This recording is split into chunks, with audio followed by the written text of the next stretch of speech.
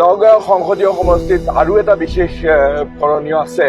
ইয়াত আমাৰ যিবিলাক উৎপাদিত খেতিয়কৰ উৎপাদিত সা সামগ্ৰী কেঁচা মাল যিবিলাক আছে সেইবিলাকক প্ৰচেছিং কৰাৰ কোনো ধৰণৰ ব্যৱস্থা নাই, যাতে তেওঁলোকে বজাৰত ভেলু এডিশ্যন কৰি সেইবিলাকত বজাৰত যদি তেওঁলোকে বিক্ৰী কৰিব পাৰে তেওঁলোকে বেছিকৈ তেওঁলোকে পইচা পাব, বেছিকৈ যিবিলাক উপাৰ্জন হ'ব। তেনেকুৱা ধৰণৰ কোনো কল কাৰখানা ইণ্ডাষ্ট্ৰী ইয়াত নাই। কাগজৰ কল তেতিয়াই খোলা হৈছিলে কংগ্ৰেছৰ চৰকাৰৰ দিনত, চলি আছিল 2016 চনলৈ আগলৈকে চলি আছিল, কিন্তু হঠাতে 2016 চনৰ পৰা সম্পূৰ্ণ স্তব্ধ হ'ল।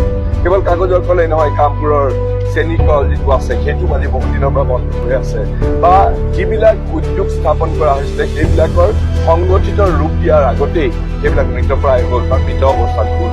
সেইবিলাকক পুনৰ জীৱিত কৰি নতুন আধুনিক দৃষ্টিভংগীৰে বজাৰ সুলভভাৱে বজাৰত যাতে টিকি থাকিব পাৰে, যাতে প্ৰতিদ্বন্দ্বিতা কৰি যাতে টিকি থাকিব পাৰে, তেনেকুৱা ব্যৱস্থা লোৱাটো অত্যন্ত দৰকাৰ।